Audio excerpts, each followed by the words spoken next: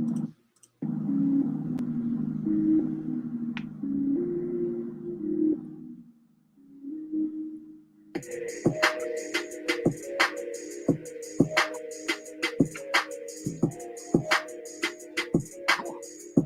don't like the way that looked. Yeah, it did not look good at all. I had to take that off real quick. Yeah. That did not give me a good feeling. Oh man, that's too funny. I took the graphic down early this week.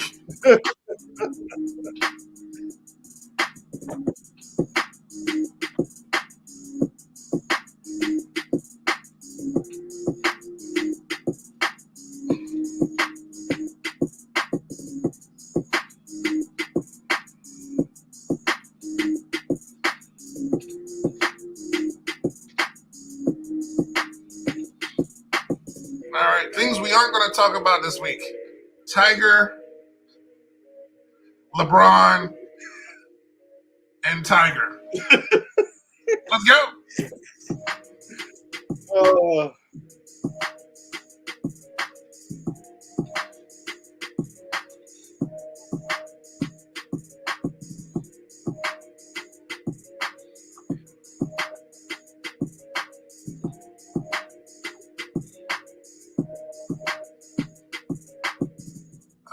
Welcome on in to this chilly Saturday morning here on the NYMD podcast. Kevin Hurt, Brian Sherrod here for your entertainment. That's right. Here on StreamYard and YouTube. Go ahead, sir. It may be chilly this morning, but only 9 more days of winter, man. 9. Oh, yeah, we spring forward tonight, which I think. Oh, really? Yes. Yes. March 12th, we daylight savings time, son. Oh, so we lose an hour, son. Oh, okay. I just feel like it's kind of early, though. Don't you think? I think so, but I guess. March 12th? I need an hour. I don't need to lose one. I don't think that's fair either. Again, who made this up? Aren't we about to stop this whole daylight savings? We need to. You know I'm a proponent against this whole thing anyway, right? I don't need to understand why we need to do it anyway. Because we're the only place ever to do such tomfoolery, Boulder Dash type stuff. But if you want more tomfoolery and Boulder Dash, we're on Facebook, IG, and Twitter, as well as Google Podcasts, iHeartRadio, Spotify. Wherever you find podcasts, you will find NYMD Podcast. So, yeah, I'll start off with that. So what's going on, B? Well, what's going on is if the current bills pass and receive President Biden's signature, permanent daylight saving time will take effect on November 5th, 2023. Yes, which is the next day. Fall back. So we'll see, man. It might be over. So anyway, no, man, I'm doing good. Can't complain, man. Can't complain. Everything's good, man. It was a power-packed week, man. Sports-wise, we had a lot going on. Had some good movies coming out, man. Went to see a movie yesterday. Went to see Creed 3 yesterday. That's a sports movie. How'd you like it? Yeah, man, it was pretty good. I thought it packed a really good punch, Hurt. Yeah, it was really, really good movie. I had to do that. You know what? No, you didn't. I had to go. No, but it was good, man. Me and the wife. It was a good combo, Hurt. It was a good combo. No, but it was good, man. It was a good follow up to the first 2 movies, man. So yeah, I highly recommend it. Good. Okay. Yeah. I think I definitely might try to go see that next week. Okay. All right. Because there's 2 people said that they liked it, so that I know, and I'm like, okay. All right. Okay. Yeah, I might have to go give a few dollars to the man's MBJ, the only Michael Jordan I like. I respect him for that. So yeah, that's good for him. What was I gonna say? So yeah, like you said, a lot of stuff happened this week. Yeah. And we have March Madness right around the corner, like literally tomorrow, which again happens so fast. Yeah, it just popped up, man. Really, it really just came, man. Like it's funny, I always like the ending of the college basketball season. Every year, man, it catches me by surprise. Like, oh, this is the last week. Like, Yeah. huh? Yeah, it always catches me by surprise. So, My first question is a college basketball question. all right, Now, you know, of course, Coach Rick Pitino. okay, You know, he was at Kentucky. He yeah, left and he was at Louisville. yeah, Then he had some little scandals sort of thing. Then he's now coaching at Iona. right, He's 70. okay. Now there's rumors that he's going to be in line for a bigger coaching position. If you were Rick Pitino, if you were offered a job, what job would you take? Would you take, and these are the rumors, Notre Dame or St. John's University? Notre Dame, without a second thought, Notre Dame. Okay. Why we go to St. John's? I mean, no offense to St. John's, but Yeah, well, I do take offense to that, but yeah, I mean, well, I feel like there'll be more support and less scrutiny. I mean, I feel like they're in the Big East, not the ACC. You know what I mean? He would have more of a chance to build something, and not saying less eyes on him. Just St. John's would be the biggest hire for St. John's since they had Chris Mullen, basically, right? So St. John's would needs Patino more than maybe Patino needs St. John. But he's 70, but this would be a good high-profile job. Going to Notre Dame, you're under a microscope. You are really under a microscope. so are you saying that he should shy away from having a high-profile job? Well, a high-profile job like being at Notre Dame, yes. Going to St. John's is high-profile for St. John's. And, you know, well, but it will be. In comparison to the two, though, Notre Dame, like you said, is more of a high-profile. Yeah, it's more scrutiny. So, or even Georgetown, since Patrick Ewing just was fired. He was. I didn't realize that. Oh, yeah, he's gone. So St. John's and Georgetown are both looking for coaches. So maybe Georgetown can make a play for Patino as well. I don't know if he would fit there, but I just feel like he would fit better at St. John's. Only because, again, not even had to do. He's Catholic, they're Catholic, whatever it is you want to call it. I just think I don't think that the mounting pressure that Notre Dame and the scrutiny of anything he would do would happen more there than it would at St. John's. Well, I guess it just depends on what he wants. Does he want that pressure? Does he want I mean, he's coached, like you said, high-profile schools before. He's been in the ACC before. So is that something he wants? But like you said, if he doesn't want all that pressure and scrutiny, yeah, I do agree. St. John's would be a perfect fit. It's not too far from where you already are. So, yeah, and I think he'd be perfect for St. John's. Okay. Second Brian question: what is the legacy of a coach who just actually retired? I think it was yesterday or the day before. After that dude has been coaching at the same place longer than we've been alive. Jim Boeheim stepping away at Syracuse. What's his legacy? What will you remember Jim Boeheim for? And yeah, that's basically it. What impressions does Jim Boeheim leave for you? So Jim Boeheim is basketball Hall of Famer. He has made that university relevant, which, like I said, no offense to Syracuse, but I don't know how relevant of a sports program they would have been without him. He finally got his championship thanks to Carmelo. So he has a championship. He has the longevity. He has the winning record. You know, he stayed in pretty much Syracuse. I don't know if he's there his whole career, but like you say, he's been there longer than we've been on this earth. So, I mean, now I think he did have a little bit of some scandalous, some small scandals, if memory serves me correctly. But I think his legacy's intact. You know what I mean? So, yeah, he's one of the all-time great basketball coaches of all time. I mean, if he had more championships, people would speak about him like they do, you know, Dean Smith or Coach K or something like that. Coach K, yeah. So I'm saying John Wooden, but yeah, he would. That 47 years and one title, which is, don't get me wrong, longevity is great, but it's just that one title. Right. He it was a memorable one. You can't say it wasn't. It was. Right. Yeah. Right. But he basically reminds me of our version of Gary Williams. He's like Syracuse's version of Gary Williams. You know what I'm saying? But he's just been there longer. So, but he's a great coach, man. I mean, what they call it, the box three or the box zone that he utilizes. You know what I'm saying? People hate to play Syracuse because of that joint. You know what I'm saying? So yeah, man, his legacy's intact. He's one of the greats. Like I said, wish he could have had more championships, but it's hard to win a championship in college basketball. So I'm glad he did get that one. Yeah, I grew up with the Big East. So he was actually the last of the Big East coaches still there.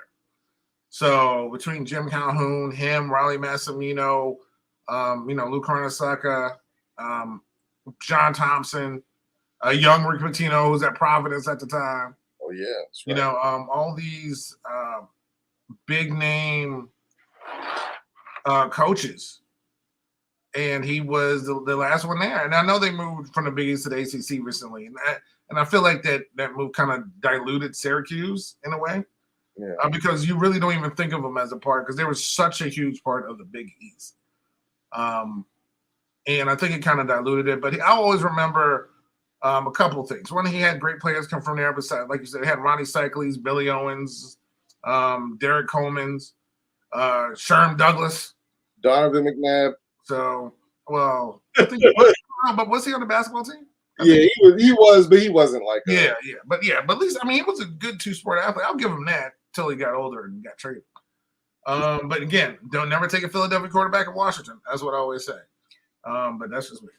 It happened once, I think, in history before McNabb, and it worked out a little bit. But that was like Norm Van Lee or some weird long time ago.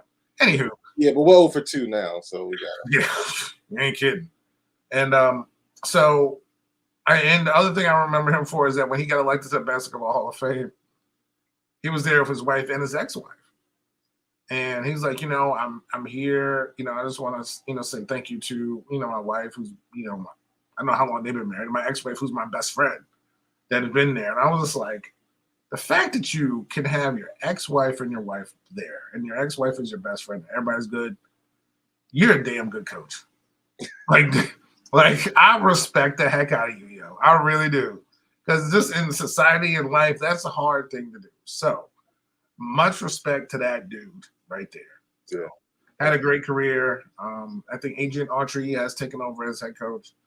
So, good for Jim. Let him go chill. And like somebody says, like, would you ever want to go coach somewhere? He's like, I love it where he's born there. He's from there. Oh, wow. Yeah, he really loved it. So I'm proud to him. So now, off into retirement, and hopefully, maybe him and Coach K have a podcast, like really old guys of having a podcast together, because they worked a lot together with the dream teams and stuff. So I honestly, I'd probably, just because of the jokes and the fact that they're both old, it'd just be. Yeah, well, because what they would do is they would just rant about the current state of basketball. Oh, yeah. Back in my day, there weren't one and done. Back in my day, there wasn't no NIL. Well, no. But Jim would be like, I had the one and done before you started, and you started copying everybody. Because you remember Carmelo was there for you. He was getting like the one and done. You know what I'm saying? And Coach K, I'm not doing that until you start losing. All of a sudden, I'm like, okay, fine. So that would be a hilarious podcast. Yeah, he was like, "Don't hate the player, man. Hate the game." That's all. Yes,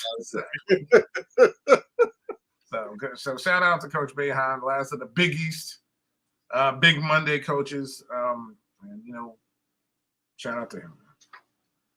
So moving on to, let me see. You want to stay in basketball? Yeah, I want to stay in basketball.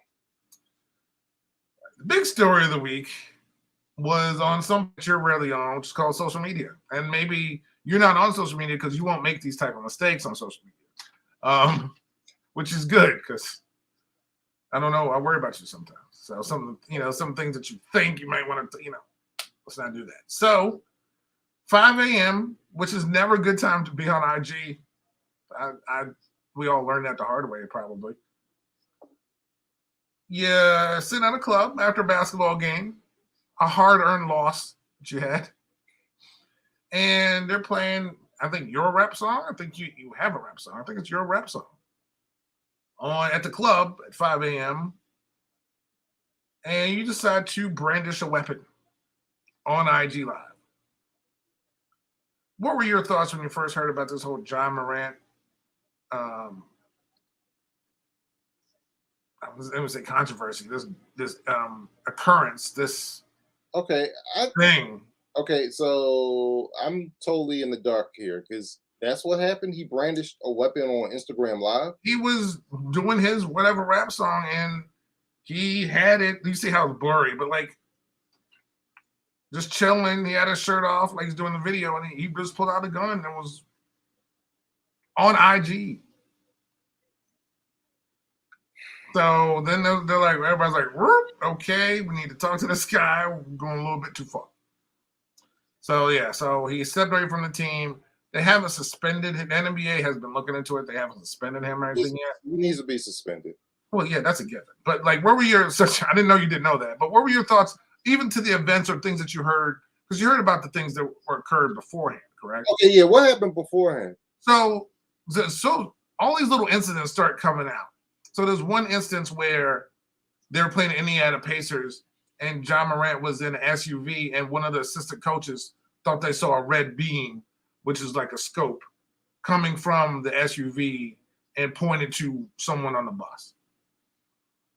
So, and then there was an instance where supposedly a kid said Ja beat him up during a pickup game. Yeah, that's okay, you heard about that one. Okay, but this other stuff I haven't heard. Oh yeah, so there's a whole bunch of other. Yeah, so besides the threatening nature of what supposedly happened in the SUV, to the kid supposed to get beat up, to him brandishing a weapon live on Instagram. And, and I feel like that Ja is a I love Ja Morant as a player. I don't know. Again, I'm always the type of person that I know the athlete. I don't know the person. So, but what are your whole thoughts, especially learning these new things? What are your whole thoughts about this whole situation? Well, I just want to talk about the weapon stuff first of all. Yeah. Now I know we live in a country that truly believes in their Second Amendment rights, and I do too. Okay, I don't want to deny anybody of their Second Amendment rights. That's not what this is about. It is not a good look when the face of your franchise is on social media, live on social media, with a weapon. What? Who? Dude, you're. I know you may not see this, but you are a role model. Or if you're not a role model, you're a public figure. People look up to you. Kids look up to you. You can't do that, man. You cannot do that, Hurt. You just can't. And he needs to be suspended.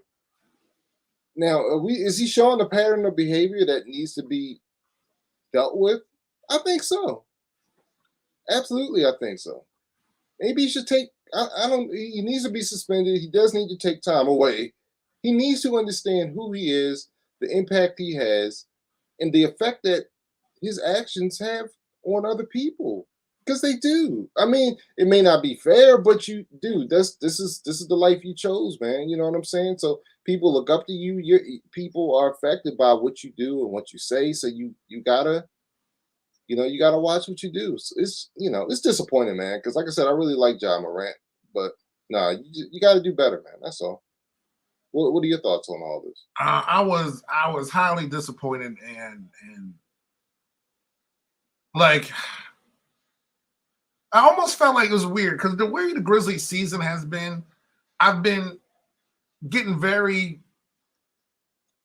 I guess, disenfranchised with them, so to speak, because they're an up and coming team. I think they made it to the conference finals against Golden State last season, and or at least they pushed them to a certain point. I can't remember. Yeah, it wasn't. They had a good little heated rivalry with Golden State. Yeah. And then for some reason they came in this year like they were the best team in the Western Conference. And they started kind of acting like that. And the whole team just seemed to be, maybe they were just, because he's the best player on the team, maybe taking his attitude, which I didn't even think that what the case was until all the stuff started coming out. Could be what could be occurring, where they're just out there just trying to punk people. They get into fights almost every week. And, Dylan Brooks is always starting something. He's like the opposite of Draymond, I guess. I mean, he don't like Draymond either, so I can understand that a lot. But who is Dylan Brooks? Who are you? You know what I mean? And Ja, with all these, especially when I heard, because it started for me, the first thing I heard was the whole there was an incident with the Pacers, and supposedly he was in an SUV or being. I'm like, that don't like. I'm not saying people make that up. That don't sound right. You know what I mean? And then you hear about that they were having talks with the team and guys beforehand, like going out to the. Why are you going out? You played a basketball game. You lost. That's you're young. You're 23. But you're going out to the club after you lost the game at 5 o'clock in the morning. Now, I know you're out in Denver or wherever you were, but what are your thoughts? I'm not talking to him. Like, what are your thoughts when you're sitting there in a club in a whole different state pulling out a gun in the first place? There's laws about that. Mm. You know what I mean? Like, this is social media. We never knew about Jordan going to gamble in Atlantic City all night long, and then we didn't have. There might have been beat writers and stuff, but I didn't read the newspaper back then like that for me to hear about. And plus, reading it and seeing it on Instagram are two totally different things. Let's imagine Jordan wouldn't have had the life. We would have known all his business back then if he had social media now. We would have known that dude was like Michael Jordan was spotted, almost like when Tupac was in Vegas going through we would have known Jordan was walking through somebody's lap like, oh, there goes Jordan. Could you imagine that Bulls dynasty, yo? Dude, with Rodman? Rodman, Jordan by himself. Yes. Well, then again, I saw Rodman every week because he showed up with the NWO on WCW. Like going to practice. Yeah. I saw him every week. He was just chilling with his cigars, hanging out with Hulk Hogan. So at least you knew where he was. You know what I mean? You got people's freaking calling Hulk Hogan and say, "Can you bring Scotty back to Scotty? Can you bring him back to practice, please?" So but it's you have to know. Again, I know he's young, but dude, and the thing is, his dad is there. His dad's around. Him and his dad are tight. What talks are you having with him? I'm not blaming the dad. You know what I mean? But I don't understand the thought process. If you want to get a little thuggish, and sometimes some people get ahead of themselves, and you want to be a tough guy. Maybe you're not. I get that, but it goes to then go and then I'm brandishing a weapon online takes it to a whole different level that I'm sure you don't want any part of. Because then there's people who want to test your toughness just to do it. It's like being on a basketball court. You're out there, somebody, gives you a hard foul. You can either go back at them, or you can get up, look at them, brush it off, go take your free throw shots. You know what I'm saying? But they test you in basketball. And then once they respect you, they're like, all right, I'm not going to leave that dude alone. I respect that dude. But if you come through and you're a punk and you talk and stuff and they foul you hard and you're over there crying, you know what? We're going to come at you again. You know what I mean? Like, They just, this is what the Charles Oakleys and the people like that used to do. I'll test this guy's will if he wants me to. You know what I'm saying? So it's like, and people like that just in real life, not just out there on the court. So this guy has the world in his hands, deals, with Nike. He's one of the faces of the league. What are you doing? And again, I don't know him, but Memphis isn't the safest place in the world either. You can't just be just chilling with I don't know, who's your crew? You know what I mean? Who's your crew that surrounds you? That's a big thing too. Who you hanging with? Yeah. You might have to change your crew around. So how do you think this all ends, Herc? Well, again, I know the NBA always takes its time getting all the research done to do something. I think he's going to be suspended. Probably we're close to the end of the season. Maybe for a couple of weeks. Maybe he might come back the last game. I know the Grizzlies has extended his stay away from the team. So it's supposed to be 2 games, but there's no it's indefinite. Yeah, it's indefinite. Just like, all right, let him go, whatever. But again, the team had talks with him before about, and even just the team, but like hanging out late at night, going to clubs, stuff that happened that they we're hearing, and they know his behavior because they've seen it. But I've heard teammates have talked to him, coaches have talked to him, management has talked to him about some of the things that have been going on. So he's been talked to by people in the organization. It's not like they were just blind to the fact that this is going on. They're just like, he's okay. Yeah. So that probably goes into why they have him away from the team indefinitely as well. Yeah. But the thing is, he's young. it seems like this has just been going on. He can repair this whole thing too. He really can. Get back out there, work hard, stay out of business, stay out of people's business and go do what you need to do. You know what I mean? So, I do hope that he gets past this quickly. Yeah. So, but I was just like, that was just crazy. So now he's unavailable. So speaking of unavailable, KD, who was unavailable when he first got traded to Phoenix, then came back, had a couple big games with Phoenix, getting their whole little thing together, and now he's out 2 to 3 weeks with an ankle injury. So I know you don't know what happened. I don't think. No, I just know he got hurt again, but I don't know. Say again. I just know he got hurt, but I don't know. So want me to tell you, or you want to comment? No, tell me. So they were doing their little layup line, and I think it seemed like it was some water on the floor or something. And he went up for a layup, and his ankle just did one of those. And he just went down. And it was like, oh, when you see it, like, ooh, that's good. And he's a skinny dude. Yeah. So those ankles generate a lot of power for him. So, So it was like a total freak accident, so to speak. But of course, it happens to him. So he's out for 2 to 3 weeks. So give me what you were going to, before you heard about this, what were your thoughts? So my question to you is going to be, is he damaged goods at this point? I mean, you think about the ever since his last year in Golden State, and he's had a ton of injuries, man. It seems like every year he's hurt, he's missing games, and I'm not talking about just load management. He's missing games due to injuries all the time. Is he still that dude? Is he still that X factor? And is he too much of an injury risk at this point? I think he's still one of the best players in the game, right? So you have to, if you're Phoenix and you were that close to winning a championship, and this year you're kind of struggling, to me, he's the type of guy you need to help you. I don't think he's the type of guy that you need to build a team around anymore. I think he's the type of guy that could add something to your team. He's a piece, not the piece. Yeah. So I think there's a huge difference with that. So he just check this out for a minute, okay? Yeah. So he missed the entire 2019 season. Of course, he had to rehab from his injury, right? But of course, the Nets signed him anyway because knowing he was going to miss the 2019 season. 2020, 35 games. 2021, 55 games. And so far in 2022, he's played 42 games.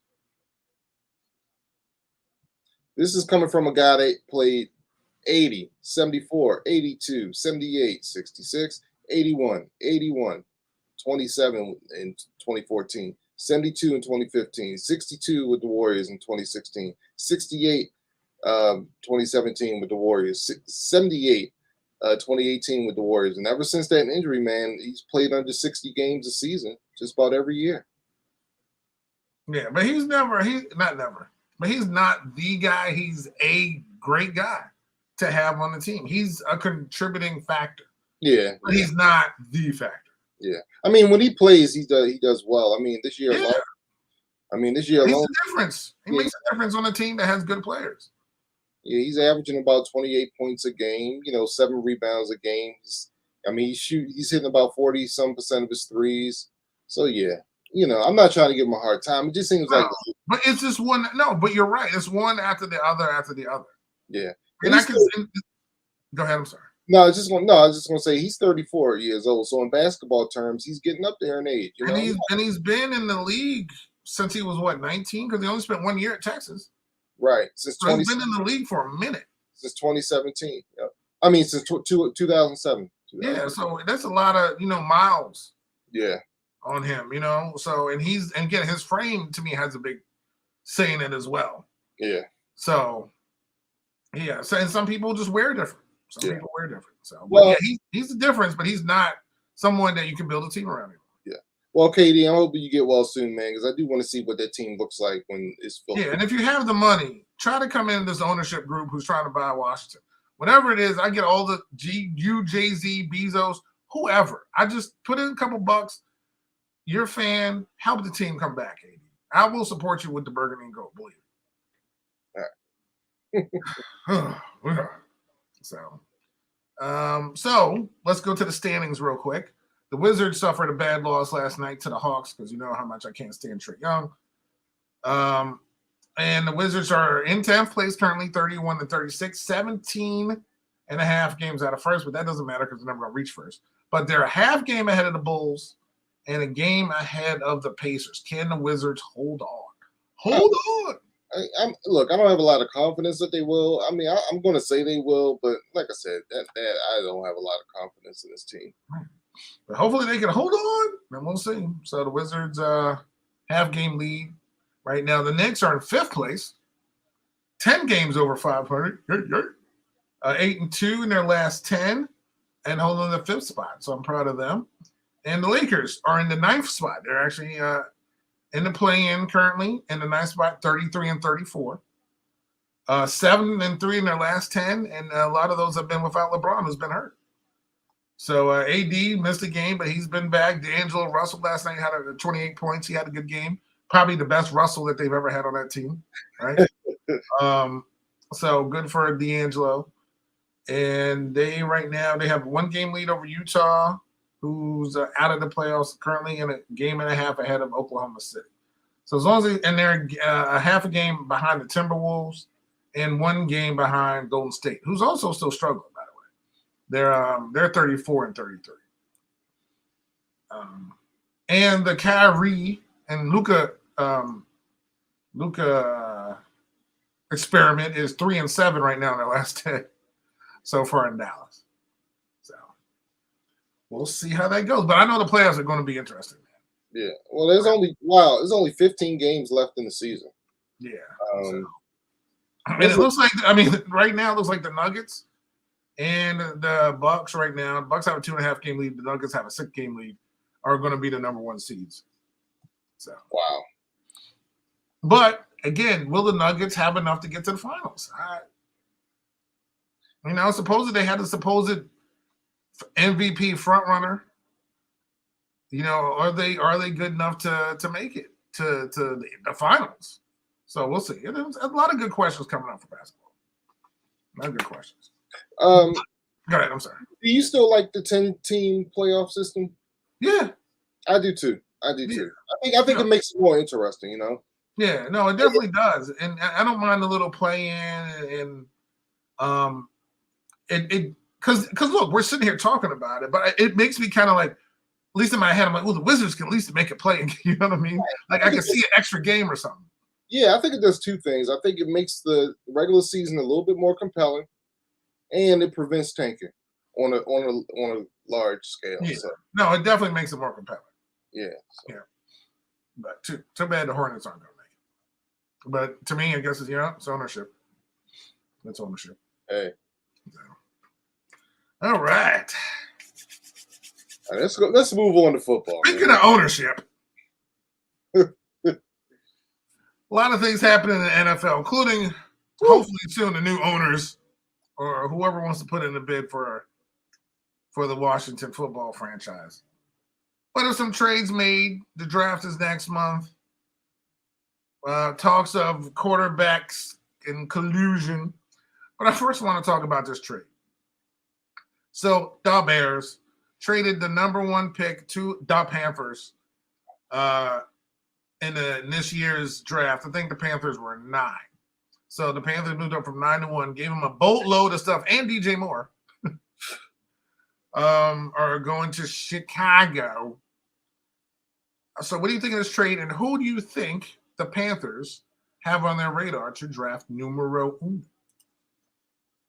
I think Lovie Smith is the gift that keeps on giving for the Bears. The Bears. Dude, this trade, first of all, there was no doubt in my mind that Chicago was going to trade this pick. It just makes too much sense. But, man, what they got to move down 8 spots is amazing. Especially when you consider that 4 of those picks, top 8 picks, may be quarterbacks, which they don't need. So they pretty much have a 25% chance of getting the guy that they want. And they picked up 2 number ones, 2 number twos, and DJ Moore. Wow. What I mean, dude, that is a win. And it works out so good because the DJ Moore thing is brilliant because they need receivers there, right? He's making about $20 million a year, but Carolina signed him to a short-term deal. It was like I think they gave him like it was either a 3 or 4 year extension at $20 million a year. They had plenty of cap space to pay him that $20 million and to still pick up free agents that they need, and they still have all these picks coming to them.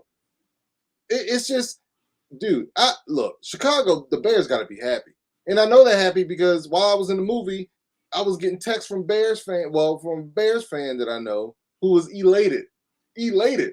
So all I can hear is that accent too. Oh, we traded my number 1 pick.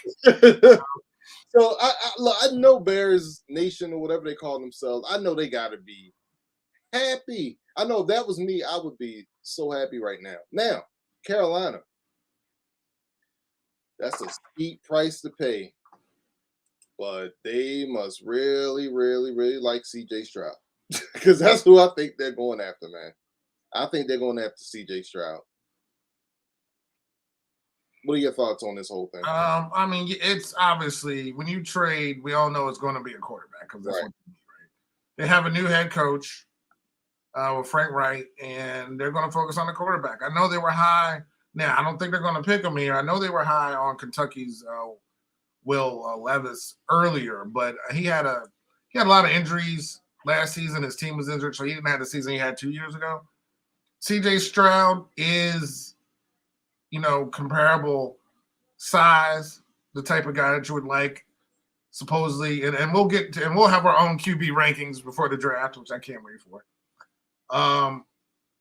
CJ Stroud, again, is the type of quarterback they probably would like to have. I know Bryce Young is a type of winner, but of course he's my height, so he's a little bit too short. Yeah, I don't know how big his hands are, and what all this other stuff for all these shorter quarterbacks. So I think it's going to be CJ Stroud. But again, people talk about it. If you trade all that stuff, yes, but if it works out, no one remembers what you traded away. Right. People remembers that impact that you made because you actually got your franchise guy. Right. That's the main thing. Getting the franchise guy is the main thing. And they needed that there since Cam has been gone. And they definitely and that's definitely what they're heading towards. So Yep. So but of course that means, them making that trade that takes them out of the Lamar sweepstakes. So speaking of the Lamar sweepstakes, he was get one of those. What kind of franchise tag was it? The Lamar Jackson got the non-exclusive franchise tag. So let's rewind. Hold on. Let's rewind. Yeah, let's go back a week from the day. So this time a week ago, Ravens fans were on pins and needles. Needles and pins. Needles and pins hurt, just waiting to see what were the Ravens going to do. Tuesday, March 7th was the day. We heard from Eric DeCosta, we're trying to work out a deal with Lamar. Ozzie Newsome, who people forget is still a part of the organization, even though he's no longer. I do forget. When they bring up his name, I'm like, what? Because I forget he's not what Eric DeCosta's doing, but he's still. Yeah. Whatever. What's his title? He's like an executive VP. Gotcha. Okay. Yeah. So, he's still involved, but Eric DeCosta makes all the decisions, right? So when Ozzie came out on Bernie Kosar's podcast talking about we are fervently working on making a deal with Lamar, and if we don't get a deal done, we're going to put a franchise tag. All right. So, we knew they were going to franchise him, right? And I was just like, okay, well, maybe we can get a deal done. So then Tuesday come, I'm checking my phone like every hour. Then I heard the non-exclusive tag. Wait a minute, what? Non-exclusive tag means the Ravens get to franchise him at a lower cap number, $32.4 million a year. Which will save you $13 million. Right. But he now has the right to negotiate with other teams, right? Come March 15th, he can start negotiating with other teams. The Ravens get to see what the team's offer sheet is, and they have the right to match them. If they do not want to match another team's offer, the Ravens will get 2 first-round draft picks. I thought this was crazy. I thought this was dumb. I was like, there's no way the Ravens are going to risk losing Lamar Jackson. They're not going to do it. And I said the exclusive franchise tag makes sense. Yeah, they have to pay him $45 million, but it makes sense because if they don't want to keep him, they'll just trade him. Now, in retrospect, well, not retrospect, now that this has happened, I'm encouraged by a couple reasons. By putting a non-exclusive franchise tag on Lamar Jackson, they're basically telling Lamar, we want you back. Because if they didn't want him, they would have put the other tag on him and just traded him. You know what I'm saying? They want him back. I think this has been an exhausting process for the Ravens. I'm hoping, and I'm pretty for both of them. Right. I'm pretty confident they gave him a fair offer. They're not making any headway. So they just tell Lamar, look, all right, we disagree. Let the market dictate what your worth is, and we're going to match it. Right? So, moments after the franchise tag is placed on Lamar, about an hour later, Atlanta, nah, we're not that interested. Carolina, no, we don't have any interest in pursuing Lamar Jackson. Las Vegas, we're not interested in pursuing Lamar Jackson. Who else came out? Washington, no, Lamar, we're good. And then, of course, Dolphins, we have no interest in Lamar Jackson. So then the next day, all you hear on sports media and sports talk and these sports shows, there is collusion in the NFL. There's collusion, Hurt. They don't want to sign. You mean to tell me an MVP quarterback is on the market and nobody's interested? There's collusion afoot. There is collusion. Thank you, Sherlock. There's collusion afoot. Watson, my dear Watson. Well, they're going to have to hire Sherlock Holmes to find the evidence of this collusion, because they ain't going to find nothing. Oh, they're not finding any evidence. Okay. So here's the thing with this whole collusion thing. Is there collusion? I don't think there's collusion, Hurt. I think there is an understanding by the NFL owners that we don't want to set a precedent of guaranteed contracts. The owners don't need to collude. The owners collusion. No. It's called an understanding. The owners don't need to get together in their secret, owners meetings and say, hey guys, don't give people guaranteed contracts. They don't need to say that, Hurt. Nobody. No. Oh, yeah, there's not going to be any text. There's not going to be any documents. Not going to be any faxes. There are no discussions. You know why? Because none of the owners want guaranteed contracts. Why would they? They don't need to get together and discuss it. You know what I'm saying? There is no collusion. There is an understanding. So, but here's the thing. So this whole collusion talk, no, I don't think there's collusion. I just think there is a collective understanding by the owners that we don't want to be in the business of handing out guaranteed contracts, because that'll basically ruin the sport or ruin our bottom line. You know what I mean? So but I do think it would mess up the sport pretty good. But anyway, to my point, the Panthers said they weren't interested. And guess what? They weren't, because they just gave up the farm to get the number 1 pick. So they weren't lying. The Dolphins, guess what? Hurt? They just picked up Tua's 5th-year options. They weren't interested in Lamar Jackson. Okay. They weren't lying either. There's no collusion. Okay? There's just a collective understanding. All right. What do you have to say about that? So, and I have another point to make too, but I'll let you talk too. Yeah. Go ahead. Again, they were talking about collusion like all week. To me, only because I don't remember a time where everyone came out to have to talk about we don't want somebody. At least to me, I don't remember any situation like this, because there have been a ton of situations where people are different contract. We're having one with Aaron Rodgers now. I don't hear anybody saying we don't want Aaron Rodgers. May I interject? Yes, good. Okay. What owner came out this week and said he was not interested in Lamar Jackson? It doesn't have to be the owner. Okay. Team. No owner came out. So, Hurt, your team, the Washington Commanders, a marquee quarterback comes on the league. If I'm a good reporter, I'm calling all my sources and, hey, Lamar's available. Are y'all going to go after him? This is reporters doing their jobs, trying to gauge interest from their sources within these organizations. Because the moment he comes out, you know what I'm saying?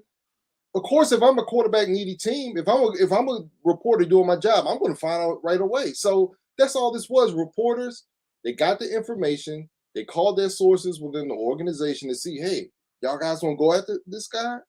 And people within the organization said, no, we're not interested. So the owners didn't come out and say, Arthur Blank. Because the owners can't. The only one that can is Jerry Jones because he's a general manager. Arthur Blank, these owners they could come out and say. But they know once they say something, there's a whole different wait a second. You know what I'm saying? So they can have the teams make a statement. I got you. That's all. So all I'm saying, I'm just making a point. This wasn't initiated by the organization. This was initiated by reporters trying to figure out if these teams are interested. You understand? And that's why all these things have come out. So it is what it is. Oh, and one other thing, and I just lost my point. The thing I said I was going to mention, but I can't remember. So I'll let you talk. So I just disagree. I don't think there's collusion. I think there's a collective understanding. So we'll go ahead. I don't remember where I was anymore. Oh, okay. You interjected, and after that, I was just like, well. So let me like a minute to talk. I don't know what else I got. Well, let me ask you this: was this the right move by the Ravens? Yeah, of course. So you think this was? It's a very risky move, but you think they made the right move? Yes. Okay. Why? Because at no point do they think that there's even the market or whatever is gonna go to where maybe Lamar wants to go, right? So I don't know what the return numbers are. I have no interest. I don't care.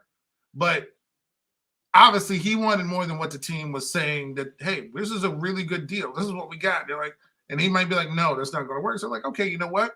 We want you. We want you to know we want you. But if you feel so strongly that you can get something that you think you deserve, we'll put you on this. And if someone comes in with that big number, then we can match it, or you'll get your contract or you get our contract. I think that's basically what it is.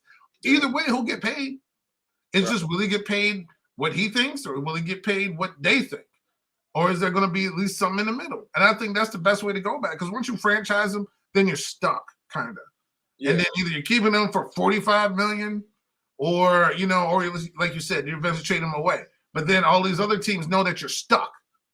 Now you're kind of not stuck. You can kind of go either way, and it doesn't leave you high and dry, so to speak. Because that other franchise tags is either you're trading them or you pay them. Yeah. And then you're going through this whole thing over again. Do you think the Ravens are prepared to match a team's offer sheet? I don't think a team's going to offer him anything more than what the Ravens did, honestly. So I think they're fine, and I think they know that. Do you think the team will offer him a fully guaranteed contract? No. I think it'll be a high guarantee, but I don't think if they haven't done it now, they're not going to do it just because they put him on this. Okay. Unless someone else, and the one owner who was or did do that did that already. Okay. So that's not going to happen. By the way, I remember the point I was going to make. Okay. If I'm a reporter and I'm calling the organization, right, and the organization says I'm not interested, what else are they going to say? Because if I am interested, if I'm in Atlanta and I am interested, I'm not going to show my hand. You know what I'm saying? Because then everybody else, understand? So no. I just never seen it where something like this happened, and within, I swear, it almost seemed like minutes or hours.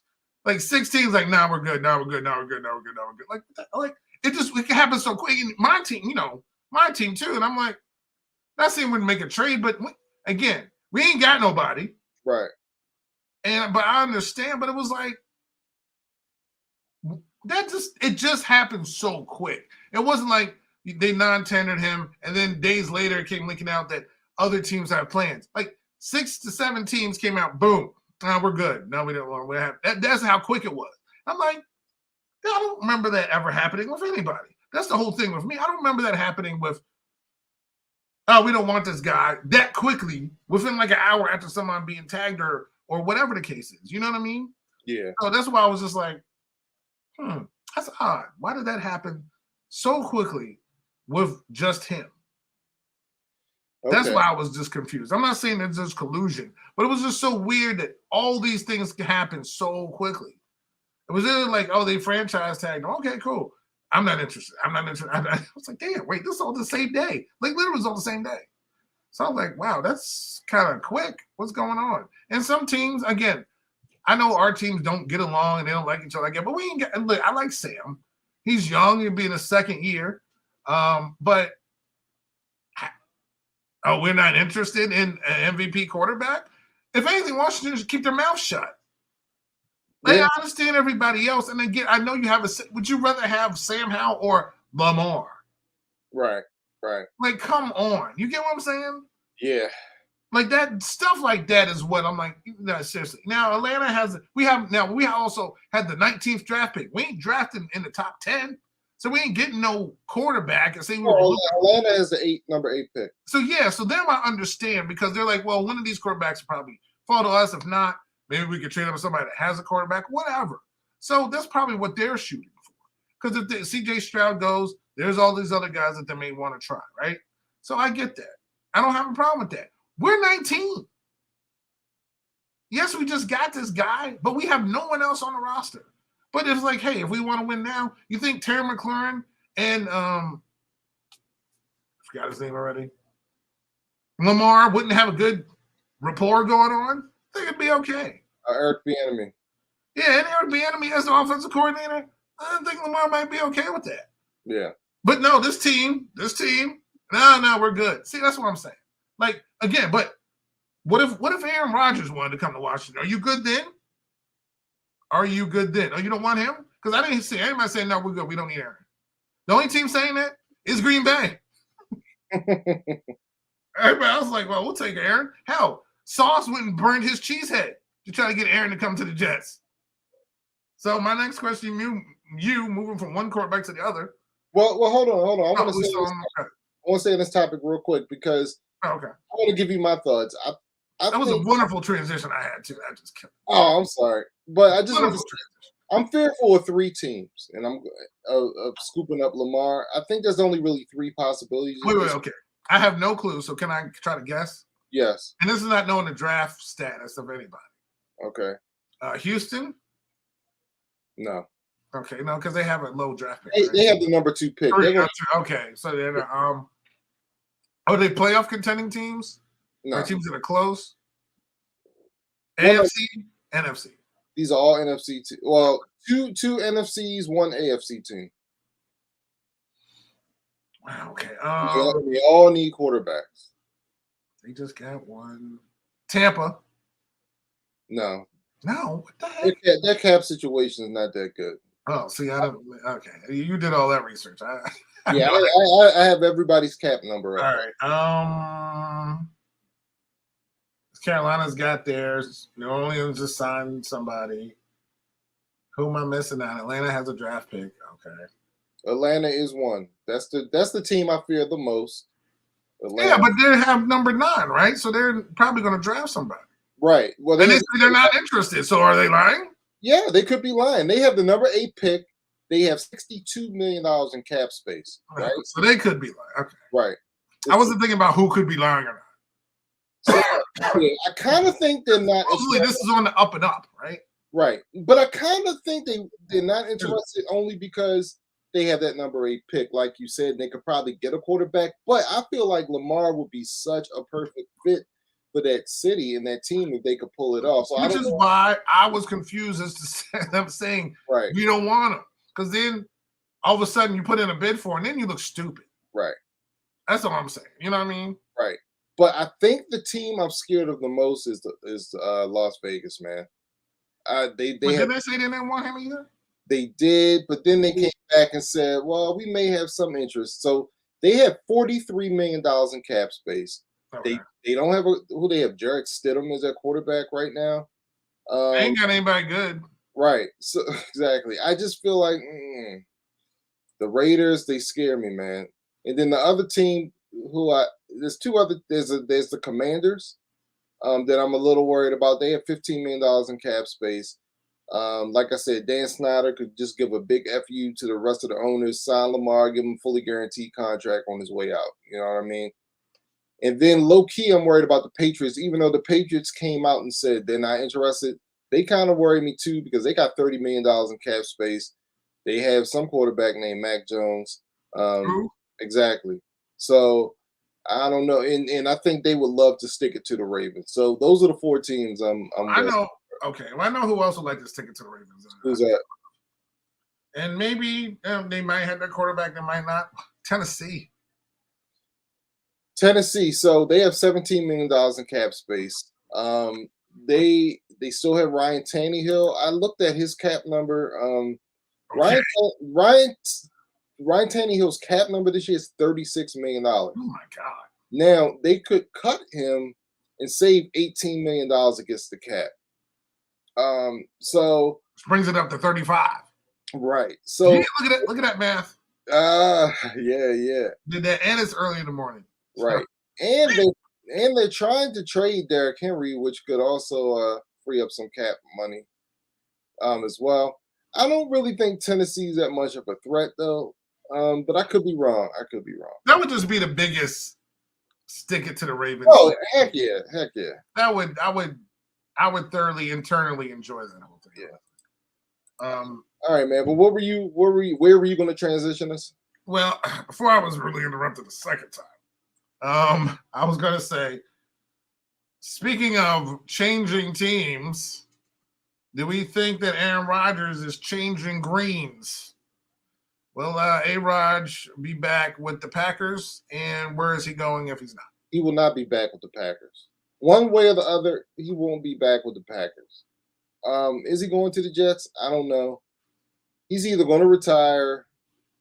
I don't know, but I'm highly confident he will not be a Packer. That being said, I don't know if he's trying to get to Vegas or the Jets. I just don't know, but I'm very confident he won't be with the Packers. But hey, his career might take the Brett Favre route. We just don't know. So yeah, as long as he doesn't send any pics through his phone, he should be okay. Stay away from it. He's already got himself in the controversy. I don't know what these Green Bay quarterbacks get into up there, but that cheese got to be strong. Yeah, man. Because all of a sudden, like, towards the beginning of their career, like, they're lovable and awesome, and then towards the end of their career, they just become recluses and go into like little huts out in the wilderness with Frodo and the rest of the Baggins or something, and go off off the net in darkness, so to speak. So I don't know if he was in Mordor or what, but he was somewhere in darkness. And to come back, and the Packers like, well, he's not our number one priority. And you know what? Good for them. Because we're not. I'm against the whole, and that's why I was against the whole Brett Favre thing. Every year the guy retired. Bradley's not saying he's going to retire, but every year Favre retired. Then he got upset when he was dealt. I was like, why would you do that? Because you're like, I don't know if I'm coming back or not. So you have a quarterback. We don't know how he's going to be. Just get rid of this dude and send him to wherever it is that is going to take him, and whatever you can get the best, deal from. So if you trade him, you start new. Trade him to the Jets, which the Jets, all of a sudden, the Jets will just bolt up being a really good team. Because I think, their defense is good. All they really need is a solid quarterback, and that would happen. But I don't think he's coming back to Green Bay. I don't think so. I think he played his last season there. Okay. So I do agree. I think he is gone. So yeah. But do you think he's going to be a Jet, or you think another team? I don't know. Like I said, I think it's either going to be the Raiders or the Jets, but who knows? Or he might not even play. So who knows? Yeah, maybe we could go chill with Tom. So, And what do you think about the 5th-year option being picked up on Tua since we're on quarterbacks?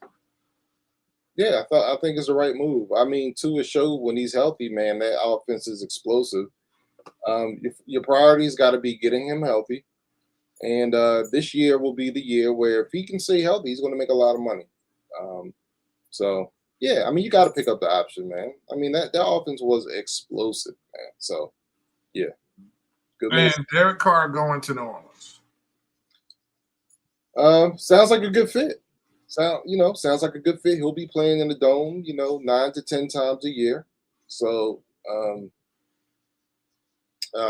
well, I'm sorry, not 8 to 10 times, 8 to 9 times a year. So that's good. He's got weapons. He's with an offensively minded coach. So yes, good move. Good move. Okay. Poor Jameis. Like I said. Wow. I think it's I feel like David Carr, it feels like a weird fit. And I feel like New Orleans could have done better than this. Okay, who? That's what I'm saying. I don't know. What like well, you say you don't know, but you know who's out there. Who's but you know what I mean?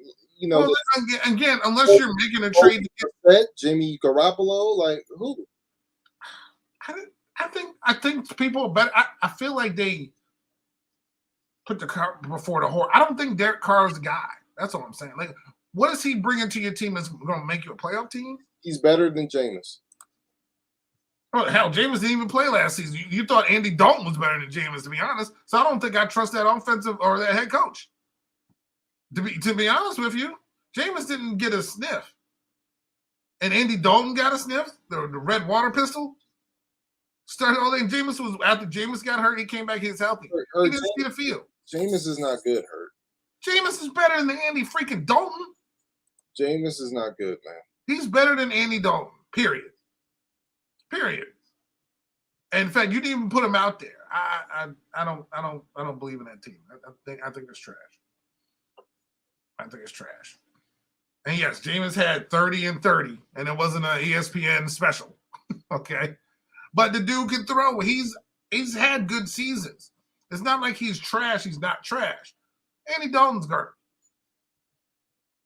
And for you to just put him in there for a 7-10 season, come on now. Whatever. But Derek Carr, it is what it is. I think you're just, it might be, hey, you know what? There might be Benzes out there and you wanted a Chevy Sunfire, Pontiac Sunfire. So if you want a Sunfire, fine. If that's what you want to go, I feel like you got a Sunfire. You ain't got no Malibu. So hey, that's it's on them, and I just think it was a weird thing. Okay. All right. So starting tomorrow, real quick. It's gonna be March Madness. We're gonna have our little March Madness special afterwards. We're gonna try to break down the brackets. I'm gonna hear you complain about Maryland being sent out west. And we'll go through our number 1s and 2s and just go on down and break it down. But what's your level of excitement? Because I feel like you're not there yet for March Madness. And it starts how every year I plan my whole life around that Thursday and Friday. I don't feel like you're doing the same. I have no excitement. None. Is it because Maryland is not where they want them to be, or? No, it's just something switched her after, honestly, this was after the COVID season. So 2019, Maryland was tied for first in the Big Ten. They were going to be like a number 2 seed. COVID shut down. No tournament. Ever since then, my excitement has waned. My excitement for the NCAA tournament has been slowly waning over years. That used to be one of my favorite days of the year. But it's just not. It's just gone, man. It's not gone. It's just like I'm just not I'm college basketball. The product has just gotten really. I don't want to say really bad. It is diminished greatly in my eyes, and I just don't get excited. I watch some games now and again, but I just don't have that same level of excitement like I used to. Yeah, it was hard because that one year, Florida State was like was going to be a number 1 seed. Yeah. And they canceled everything. It was like, oh, this is their one chance to really take that team and probably do something special in the tournament. So that was kind of rough. But the tournament's still special. I still love it. This year, it's so many crazy teams and who's number one. The rankings have been up, and whoever's been number one usually loses. So it's been a crazy year. So I really am interested in to see who you're going to pick, who I'm going to pick, and upsets and all types of stuff because I feel like it's a very open year. Yeah. I feel like I'm in the early 80s with Houston and UCLA at the top of the poll. It just feels weird. Yeah. So Alabama's up there, Purdue, Marquette, with Dwayne Wade playing. Texas is up there. So, I would like to see what you say, and I can't wait to. And I'd like to see what I say because I don't know yet. I got to see how these brackets work. Yeah. So we'll definitely see. So I'm definitely looking forward to that. So that'll be tomorrow. But thank you, everybody, for tuning in. You got anything else? Yeah, I got one more question for you. Sorry. Well, I may not be excited about Selection Sunday, but tomorrow I am excited. Because tomorrow, Hurt, is almost like the Super Bowl to me. It's like a Survivor reunion or something? No, it's the Oscars, Hurt. I love movies. Oh, dang. We're supposed to do a little Oscar. I totally forgot. Yeah, I love movies. And tomorrow's the Oscars. So, I'm gonna be watching it. Tomorrow is the Last of Us finale, and the Oscars are gonna be on at the same time, but I gotta watch the Oscars first. So my question to you is, will you watch the Oscars, and will someone get slapped this year? Well, A, no. No one's gonna get slapped. B, no, because I'll be watching the DC Defenders tomorrow night, 7:00, go 4-0 in the XFL. Yeah. I don't care about no Oscars. I mean, the only cool thing is I usually, because I watch it with the spouse, is the people coming up on the runway being interviewed and stuff. That's it. But I don't even know what like the red carpet stuff. Yeah, because I don't even know what the awards are. Who's up for best this or best that? I have no idea. Like I would have to Google it. Well, that was going to be my question. What movie is going to win Best Picture this year? Hurt? That was going to be my next question. I'm Googling it now. Well, I can tell you. I don't want you to tell me. Now, go ahead, tell me. Okay. I know. I Maverick. Top Gun Maverick was nominated. Women Talking was nominated. Everything, Everywhere, All at Once. The Banshees of Inisherin. That one. The Banshees. I don't even say the rest of them. Everything, Everywhere, All at Once. I saw that's been wrapping up places. I know my girl's been winning some Screen Guild Awards or whatever they call them for her role in that in that movie. So everything, everywhere, all at once. It will win Best Picture. Well, we agree. I told you this last year. That was my favorite movie last year. I love that movie so much. That movie is very weird. Oh, you went to go see it? Dude, did I? Yes. I didn't know. I saw that movie in the movie theater, son. That movie came out like around this time last year. I was blown away, but it's a very weird movie. Yeah, she's in a lot of weird movies. Like she was in, Crouching Tiger, Hidden Dragon. No. This movie is very weird. It's very bizarre, but it's so. Which is still one of my favorite movies. I love Crouching Tiger. Yeah. Oh, Michelle Yeoh. I hope she wins Best Actress, but I don't think she's going to win. I think Cate Blanchett is going to win for Tar, which her performance in that movie was unreal. What was it even about? It's about she plays a composer. Oh, okay. Classical music composer, but it speaks on a lot of themes of like cancel culture, people abusing their power, people in power abusing their power. It touches on a lot of different themes, but her performance in that was pretty good.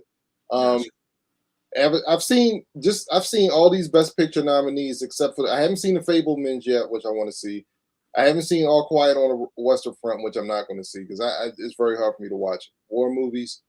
Triangle. Oh, I would watch it. I didn't know it was a war movie. I'll watch it. Yeah, it's on Netflix, so if you want to watch it. Oh, cool. Okay. Let's see it. The Banshees of Inisherin. That movie is wild, man. Oh, you saw that? I saw it. It's on HBO if you want to watch it. Oh, okay. Is that with Colin Farrell and my boy who was in he was the sheriff in Gangs of New York. Oh, okay. I haven't. Yeah, he was. He's the one that Butcher put the knife in his back. Oh my God, God, I love that movie. Sorry. The Banshees of Inisherin is crazy, and Colin Farrell just might win Best Actor for his role in that. Of course, I saw Top Gun Maverick. I saw Avatar. I did not see Triangle of Sadness, and I did not see Woman Talking. So those are the only ones that I haven't seen. But everything else, I saw Elvis, I saw Avatar, all the other movies I've seen. Well, just to be the opposite of you, I've saw none of these movies. You didn't see Top Gun Maverick? I have not watched that yet. I know it's on video. It is on Paramount Plus if you want to check it out. Yeah, so I haven't watched that. I will not ever watch Elvis. Never. Okay. Yeah. Why? We'll get into that another time.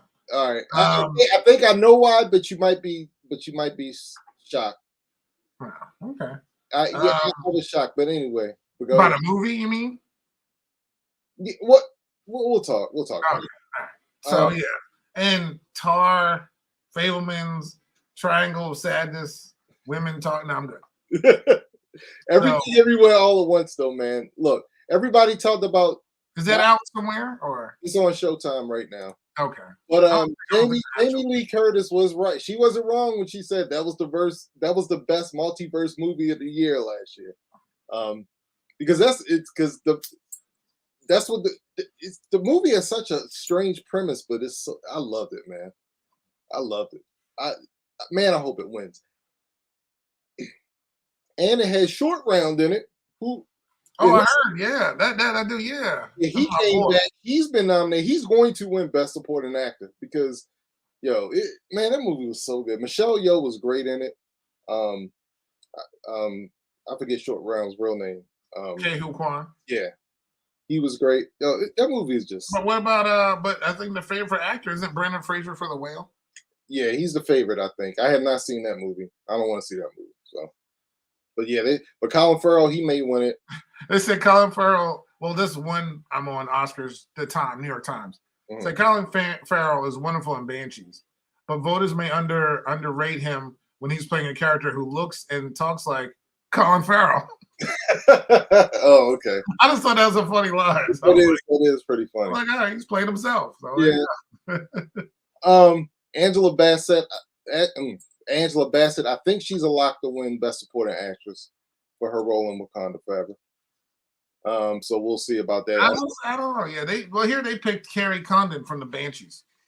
She was good. She was good. Yeah. And a lot of people think Jamie Lee Curtis might win for her role in everything. Yeah. Which I thought was fine, but I don't know if I would give her a Oscar for that. I hope Angela Bassett wins, but she's like the only minority black person, I should say, not minority, that are in any of these categories. Yeah.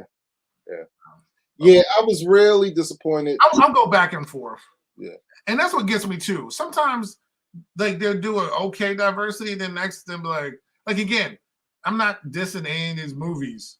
Are we in any of these movies? You know what I mean? Yeah. Are we in any of these movies? Well, there weren't any. Let me see. It would have been an Avatar, but we would have been blue. Right. So here's the thing. Here's what I think. I think. I think the Woman King. There were some good performances in that movie. They got no pub. There were some good performances until they didn't get any nominations as well.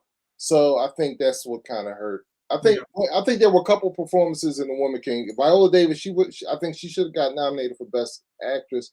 And then there was a side character, the person who played her daughter in the movie. I think she should have got nominated for Best Supporting Actress because her performance was really good. But it's the Oscars. That's how it goes. Exactly.